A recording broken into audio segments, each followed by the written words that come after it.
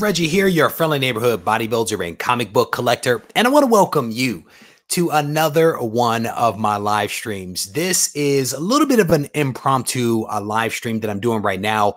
I just finished reading House of X #2, and I was inspired.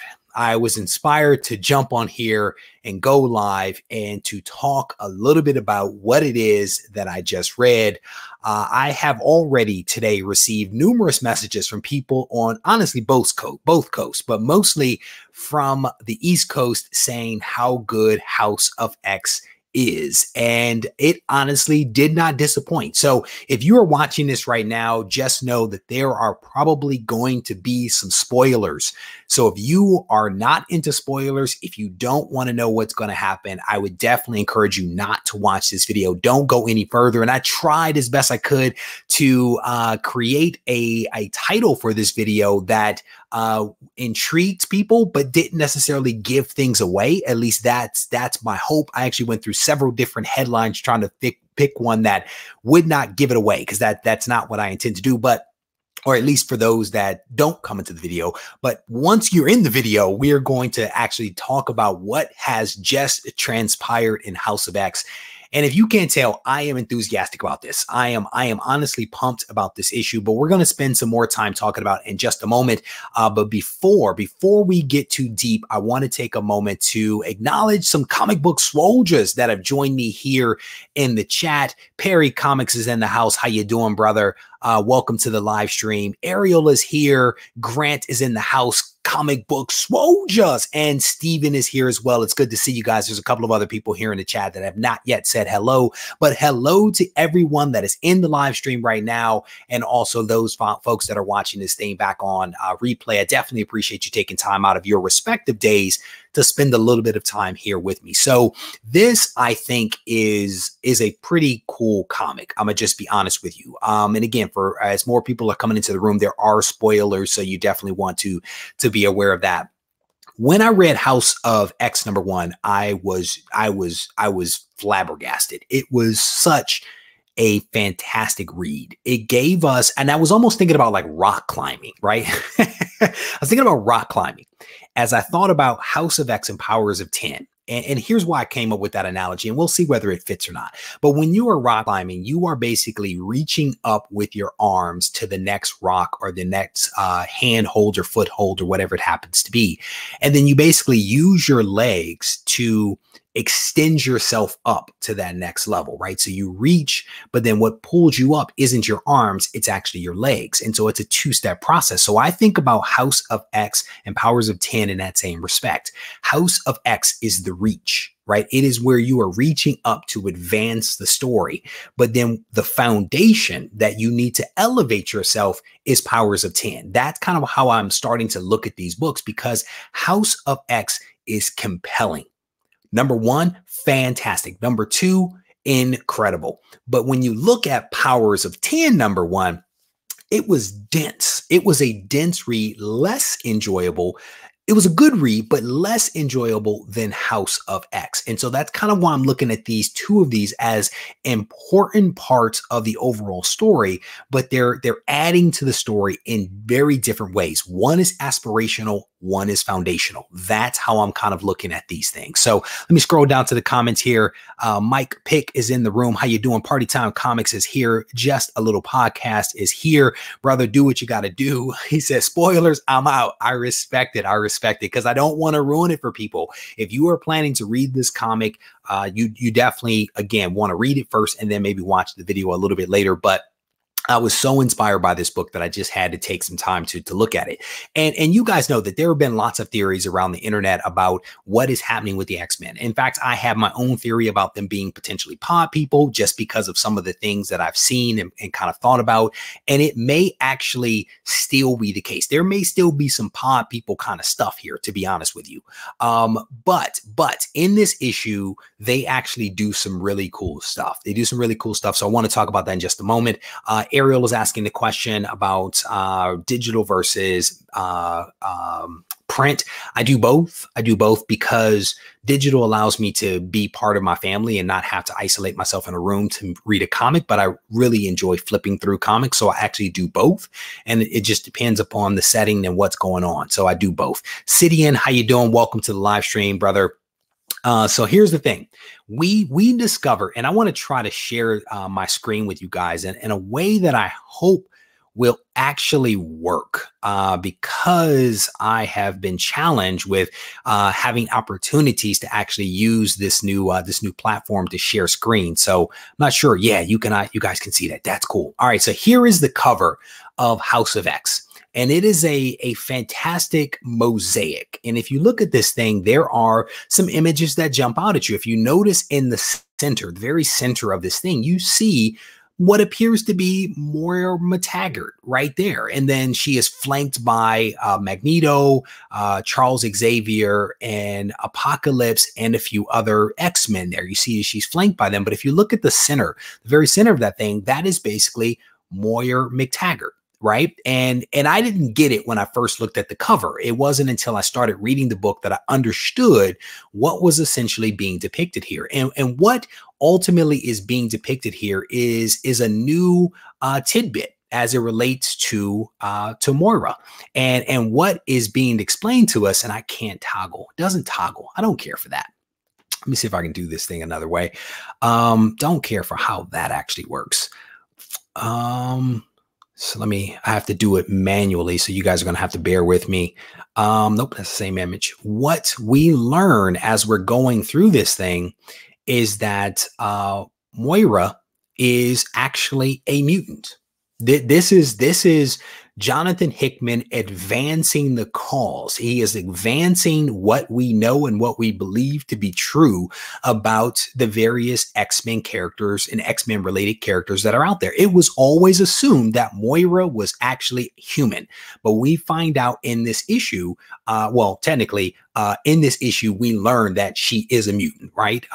It wasn't like an epiphany. It was basically, this is Jonathan Hickman advancing the cause. And he basically says that Moira is a mutant. Now, here is her mutant power is basically to have multiple lives. She is constantly being born again after she dies. And that's pretty powerful. We did not know that. And this is going somewhere. Trust me when I tell you this is going somewhere. But basically what Moira was doing was that she had awareness of self while in the womb. She was fully aware of the previous life that she had had. So as many times as she had been born, she could remember all of her previous lives. And so what she essentially did was she led these various lives where she tried to do different things. After discovering that she was a mutant, she decided to do various things. And she started out very hopeful. She started out very hopeful about the fact that, you know, she was a mutant and she wanted to learn more about herself. And she met Charles Xavier at one point and was inspired by Charles Xavier and was actually en route to meet him. And she passed away. And then she came back and she basically went through various lives.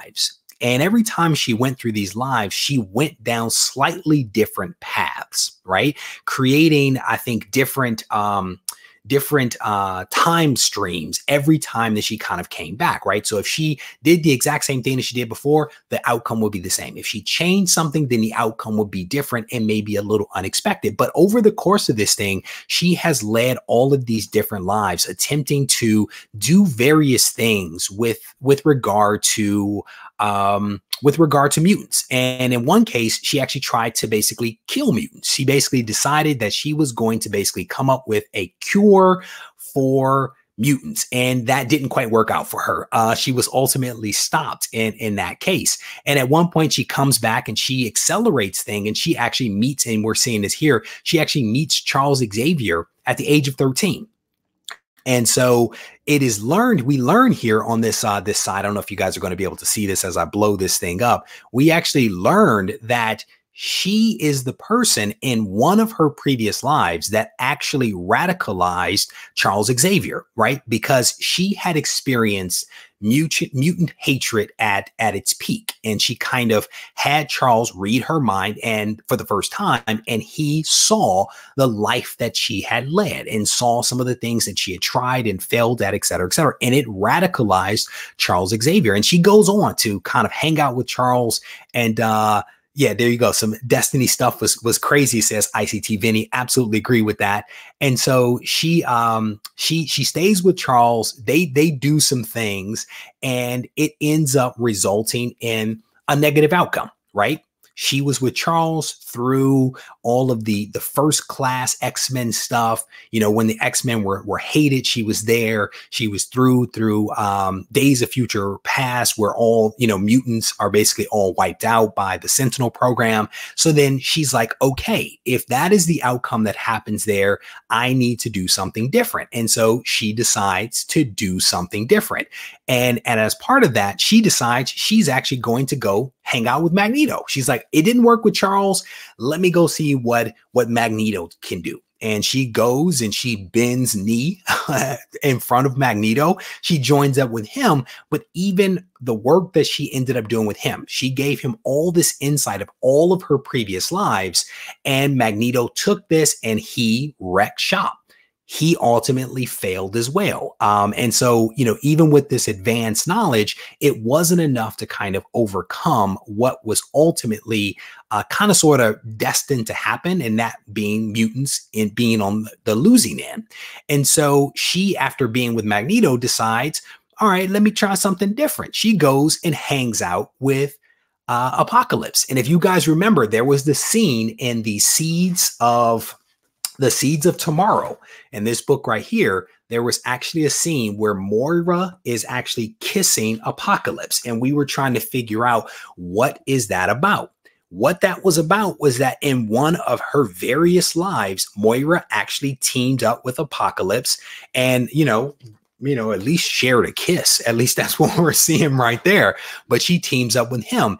And ultimately, that too didn't necessarily go in the right direction, because I think that Apocalypse was also defeated. And so what we see over the course of House of X is basically Moira living these various lives, trying different things in order to have a different outcome. And like I said, at one point, she decided that she was going to basically, cure mutants, because mutation was an illness. It was a sickness. It had to be cured. She tried to do that.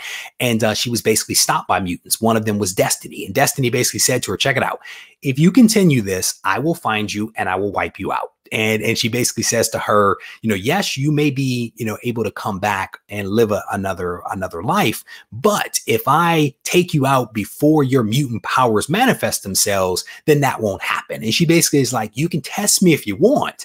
And so that's when kind of Moira went from, trying to cure mutants to actually being a savior of mutant kind. And that's when we see her go to Magneto and Apocalypse, et cetera, et cetera. But it really is.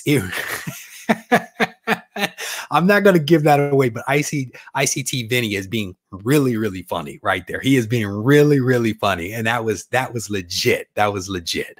So this issue is really, really cool. And I think what it does is it adds to the mystique of the X-Men lore, and it still kind of ties itself into things that happened in the past. It doesn't necessarily rewrite the past, but it helps us to kind of understand some things, right? Like the way that Magneto just went on a rampage. We kind of understand some of that stuff. Yeah, Destiny is definitely gangster. Hi, Aaliyah Comic Bro has just got in here. He says, it is crazy. I'm telling you, this book it really is good. And I thoroughly enjoyed it. But here's a panel that I want to show you guys, because this panel to me was rumored to be one of the most important panels in X-Men history. That's basically what I've heard about this panel. And we saw this in House of X #1. And we knew that Moira had met Charles before the formation of the X-Men. We knew that she had him read her mind, and we know that he saw something, but we're not quite sure what he saw. And we still don't quite know what he saw. But he definitely saw something that blew his mind, right? And what it could be that he actually saw was the future, was the past and the future to some degree or another, right? She may have shared with him, because she did it in one of her previous lives, everything that she had experienced, right? So imagine being at that moment an optimistic Charles Xavier who is at the fair and is just like hanging out. He now has met a woman that has essentially led, I think it's by this point, 9 different lives, led 9 different lives, and has tried over the course of those lives lots of things, from realizing she was a mutant to trying to be optimistic to curing mutations to becoming a little radicalized herself by taking out various members of humanity to further the mutant cause, joining Magneto, joining Apocalypse, living and dying basically 9 times. And now she's back and she basically gives this gift to Charles. Here is 9 lives worth of experiences. And I think there's that panel where, you know, there was in one of the books, it's not a dream if it's real. And so that's kind of what she was saying to him, is that you have this dream, Charles, but this dream has actually been lived. It's been lived out several different ways. And so Charles is able to basically shortcut things. And so if you think about House of X and 1 and Powers of 10 1, if you think about those, there was always this Charles is different idea. Charles is not the Charles that we remember him to be optimistic and let's be, you know, kumbaya and hold hands and all that kind of stuff. Let's coexist peacefully. He was radicalized. And I think I actually used that term previously. And what he seen and how he seems to have been radicalized is through Moira McTaggart. She seems to have been the individual that radicalized Charles Xavier by giving him this gift of 9 different lives that basically ended badly for her and for mutant kind. And so this could be, again, a pretty interesting turning moment that explains essentially why Charles is behaving the way that he is, and behaving in a way that isn't very reminiscent to what we've come to expect from Charles. Let me see if I can blow this thing up here. And so, again, I think this is very interesting. This is the panel I was just talking about. It's not a dream if it's real. And it was real. It has been real for multiple lives. And so this is, I think, a very, very compelling thing that happens right here. And I think it goes a long way to exploring and explaining some of the things that we've come to see from Charles Xavier and also from just mutant kind in the last couple of issues of these 2 respective titles. So you guys are hilarious. So here you go. Miss Megan is like really digging this Hickman run, got burned out on the X-Men for a while. I think a lot of people did because it was like rehashing of old stuff. But I think what Jonathan Hickman is doing here, he is mixing things up. He's introducing some new stuff, but without throwing away a lot of the old stuff that we enjoyed before. He is paying homage to many of those things. He's kind of filling in some of the gaps between certain events and activities and certain things between people, which I think is really, really incredible, you know, to be able to tell a new story while still honoring the past and even tying in the past. It's really well done. And I agree with Hialeah Bro right here. I actually prefer the artwork in House of X more so than Powers of 10. Powers of 10 isn't bad, but again, I think that they are really putting their foot down with House of X. They really are putting their foot down. The artwork is solid. The story is solid, and I'm really enjoying this thing. So huge shout out. Harvey Abel, thank you, brother. Catch it on replay. I definitely appreciate it. Here you go. Michael is like, love it all day. There you go. Again, Hialeah Bro, haven't read X-Men since the early 90s, loving this. And I think that's what's really, really great about what is happening with House of X and Powers of 10 is that they are reinvigorating all of those X-Men fans out there, right? All of those fans of the X-Men from like back in the day. This is really, really fresh. And I don't know about you, but everybody seems to be excited about what's happening with Jonathan Hickman in these 2 books. And I mean, even though Powers of 10 wasn't crazy, I was still excited about it. I was still excited about it because I felt like it was advancing the ball in a new direction. We were learning some new stuff. We were kind of enjoying some of this stuff.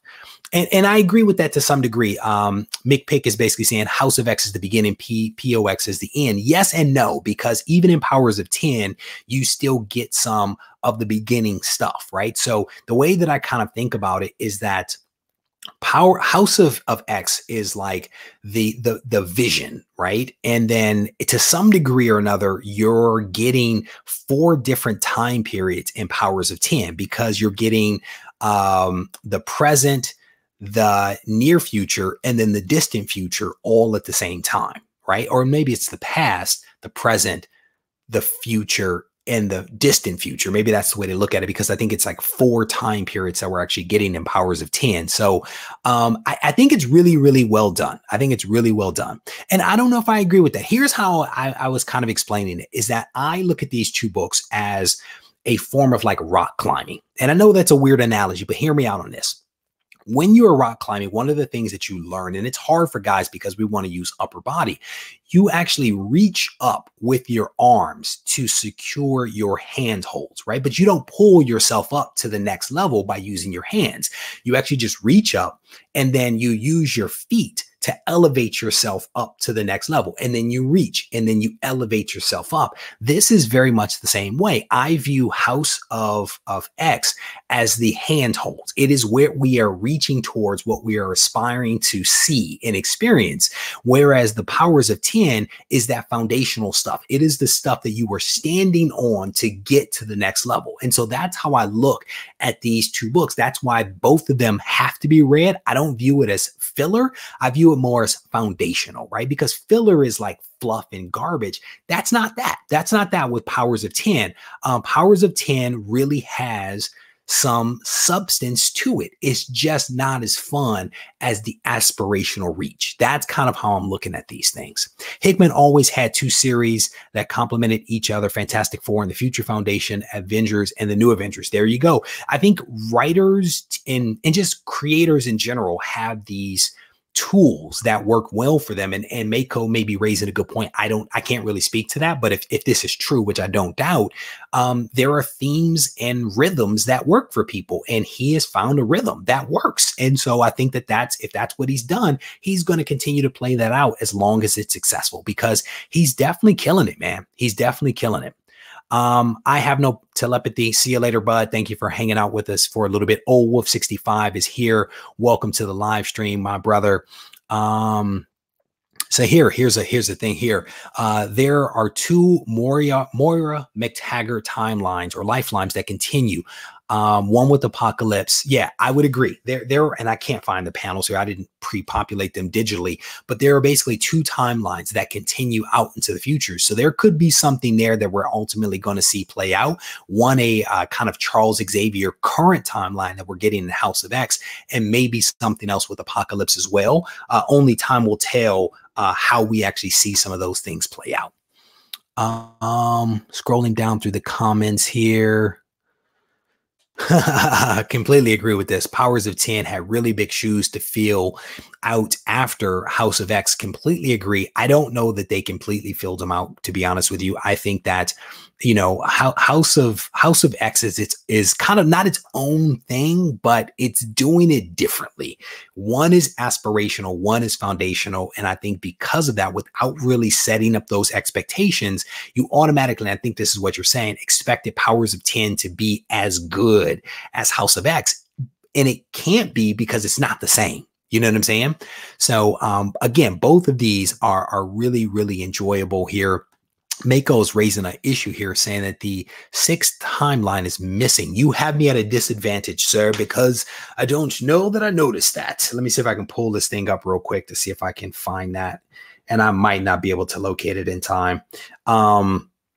But yeah, that was one of the things where I was trying to balance is, do I go live or do I continue to brainstorm and noodle all of the tidbits and threads here? And I opted to go live. Let me look into that, Mako, because you may be onto something there. There may be something going on. And I think what Mako and Hialeah Comics Bro are both alluding to is that there is this wonderful timeline that was contained in in House of X #2. And it was basically like an interstitial page that provided us with a great deal of insight into the various lives that Moira has actually led. And these interstitial pages, I think, are really well done by Jonathan Hickman. He uses them to kind of advance the story in prose form. And I rather enjoy that. I rather enjoy how he actually approached these things. So let me see if I can find this thing real quick. There is a 6th timeline that is missing. So if you look here, you can actually see if you guys can see that. You can see that there are multiple timelines that go out over time. And the circle is basically where her mutant powers manifest themselves at basically the age of 13. But in between those top lighter lines and the darker lower lines, there is a line that is missing, and that is the number 6. 6 is actually missing, and I think that's a great observation. That is a great observation because I definitely missed that one. So there's something that's happening there. We don't know whether we're ever going to find out what that is. Maybe that was where she was killed at birth. Maybe that's what we're actually going to find out. Because again, that was a theory that if she was killed at birth, she would not be reincarnated, but maybe that's not true. So there is no lifetime. But it is strange that there isn't even a line for it. So my theory would work if it did say life 6 and it was just blank, but there's nothing there. So I don't know. There may be something there. Here we go. Dennis is like, I love how Hickman wrote Destiny. She seems truly terrifying to me. Hope he brings her back in more prominence. Her being connected to Moira in every life seems important. Yeah, that's an excellent point. I don't know that I've read a whole lot of Destiny, but she was pretty darn fierce in this one. There was no doubt about that. She was kind of like, look, you can go down one path and I'll jack you up, or you can choose to go down a different path. You decide. And then she, I'm not going to say what happens next because I think ICT Vinny was alluding to that earlier. I'll let that be a surprise for you guys. What happens next. So Chris is like, she didn't get a 6th one. She just skipped right on. But yeah, I think I am super excited. I am super excited about this comic, man. I am very, very excited about what is happening with the X-Men.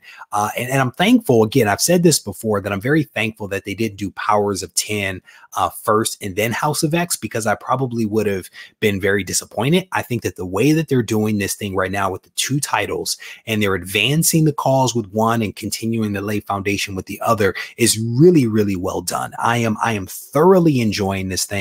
And if you guys haven't picked it up, I definitely want to encourage you to pick it up. If you're like an X-Men fan from back in the day and you're like, I don't know, trust me, pick it up. You will be an X-Men fan all over again, because there is some definite good stuff here. So ICT Vinny, Hickman loves his diagrams and charts. Gotta pay attention, not just reading on autopilot. Well said, my friend. His use of the interstitial pages is incredible because they provide not just a lot of foundational information for like moving forward, but they actually provide like in the moment tips for improving one's understanding of what just happened a few moments ago.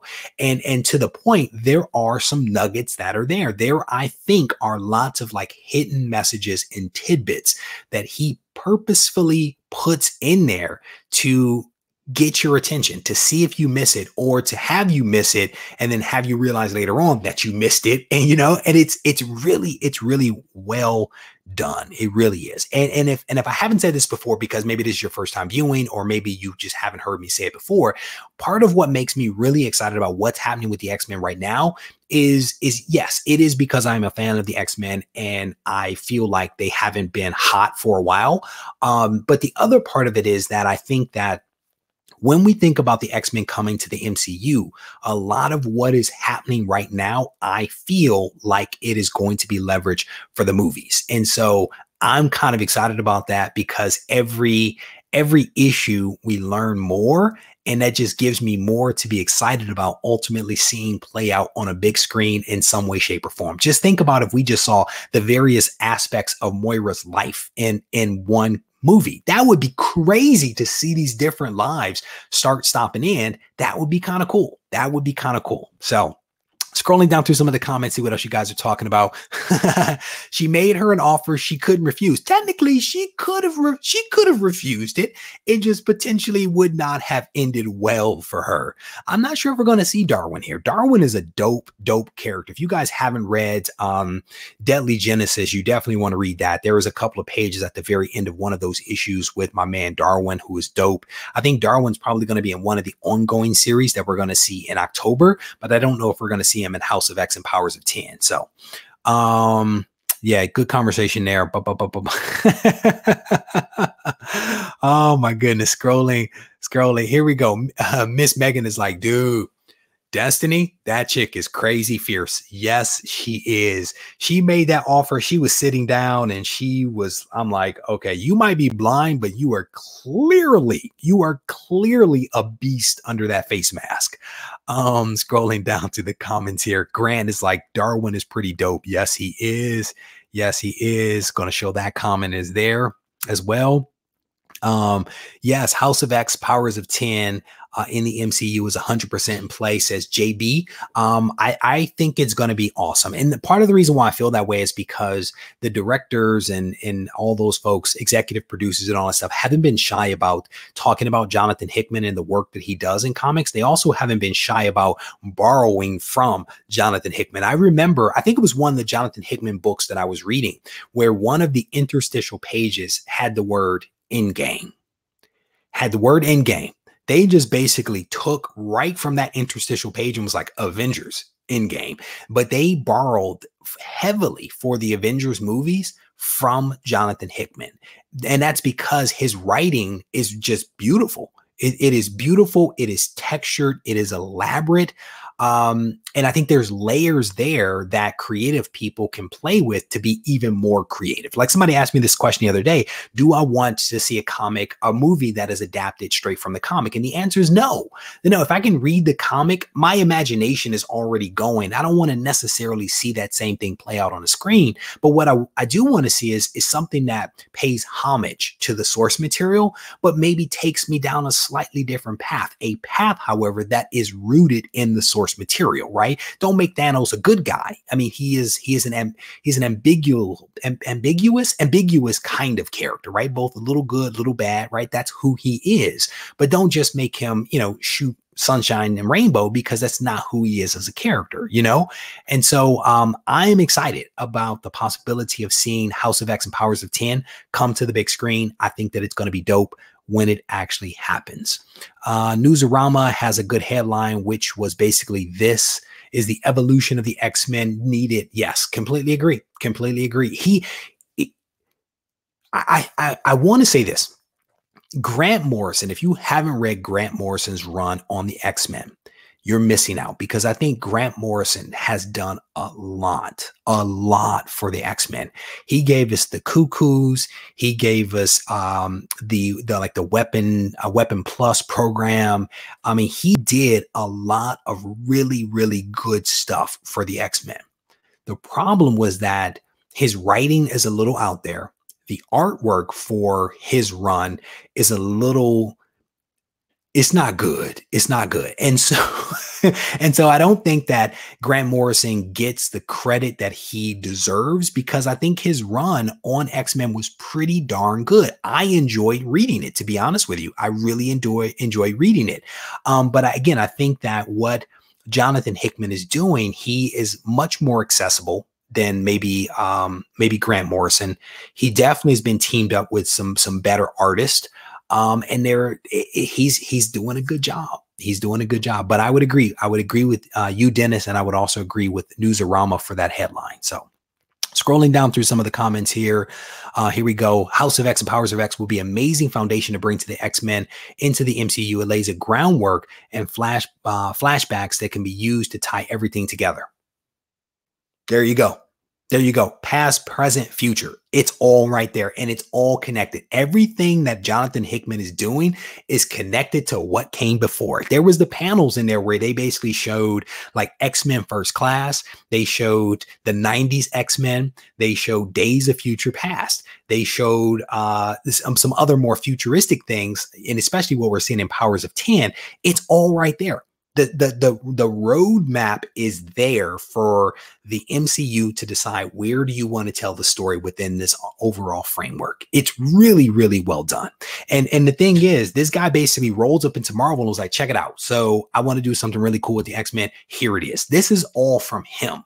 This isn't editors being like, so check it out. We need to do something creative. You know, let's think about it. He basically came to them with a cooked idea. And I'm sure that it's morphed and changed based upon, you know, publisher and editor feedback and input and all that kind of stuff. But this was something that Jonathan Hickman created. And I think it's really, really well done. There you go. Scrolling. Yep. Miss Megan is definitely onto something. Young T, how you doing, brother? It is good to see you, my friend. It won't be in the MCU because they didn't include Darwin. Oh, Chris Barrett, you are funny. Rod, how you doing? Says he's a new subscriber, loving the discussion, excited to see how this plays out. As am I, Rod. I am excited. Honestly, brother, I turned the camera on, didn't quite know where I was going. I had a little bit of a plan, so I'm excited to see where this conversation goes. But to your larger point, I am also excited to see what happens in the upcoming issues of House of X and Powers of 10, because there is some magic, man. There is some magic that is happening here. And I'm definitely enjoying it. So scrolling through, thank you, my brother. I definitely appreciate that. Ariel's like, welcome, Rod. You will love it here. Fingers crossed. Fingers crossed. What is this? What do you think about the Yarden House of X cover being first appearance of Rasputin? I don't know anything about that. You have my apologies. I don't know anything about the Yarden variant cover. I'd have to look into that one to give you a better answer. So you have my apologies on that one. Scrolling down through the comments here. Hickman and Cates are the property brothers of Marvel, says Lawrence. That is funny. I actually really like property brothers, so I'm definitely on board with that.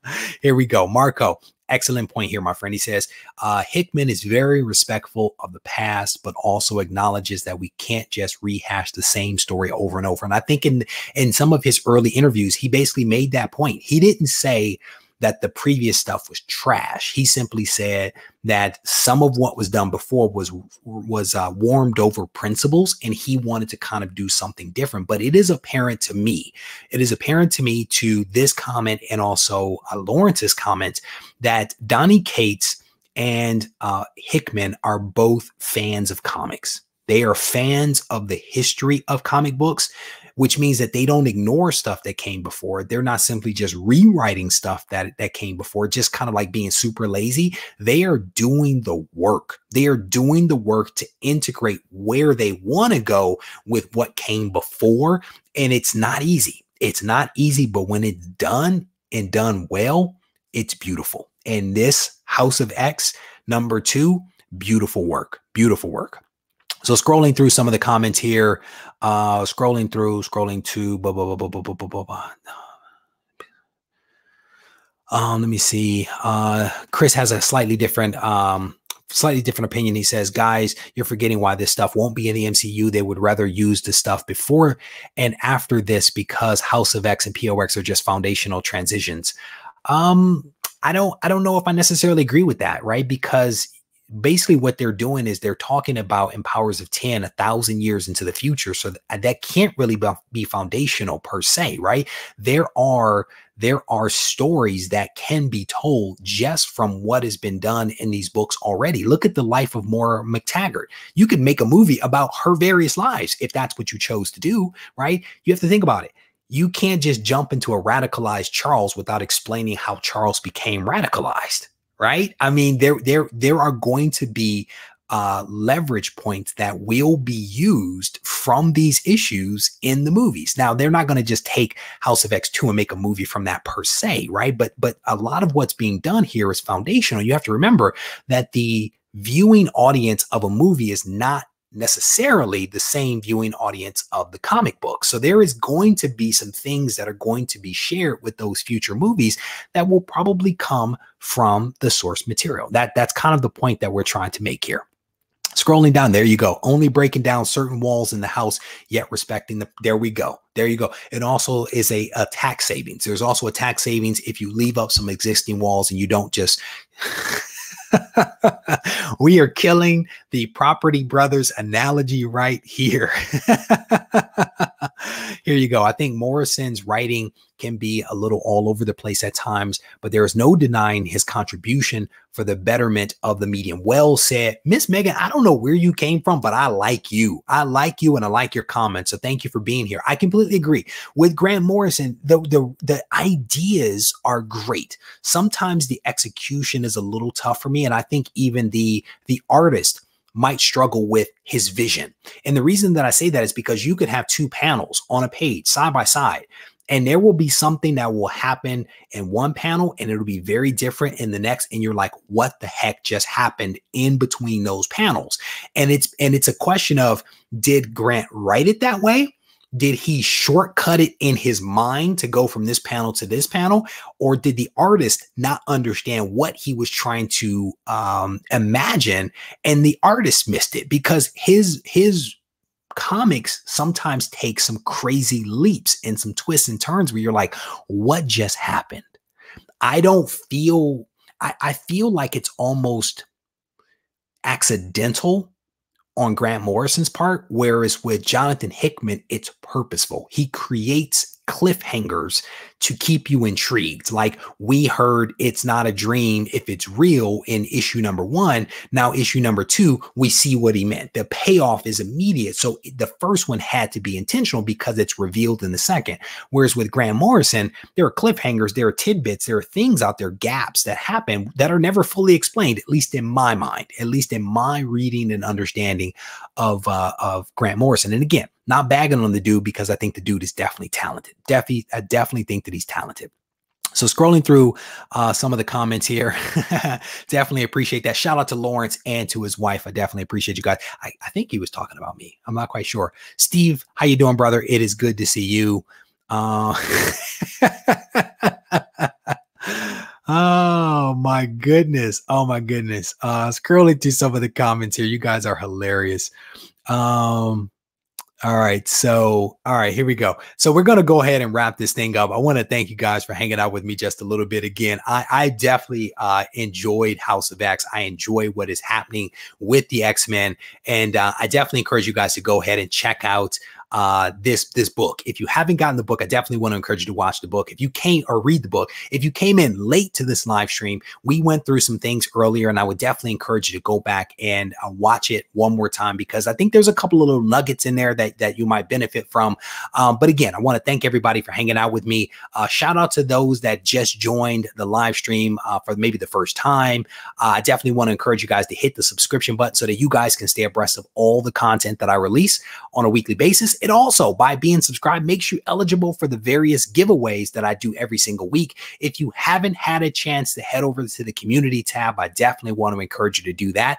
On the community tab, that's where you enter the weekly giveaways that I do. And then I also have a poll that is going on right now, and I definitely welcome your votes on that poll. So with that, I'm going to get myself out of here. And as always, if you guys need to reach out to me, don't hesitate to do so at Reggie Collects on Instagram and reggiecollects@gmail.com.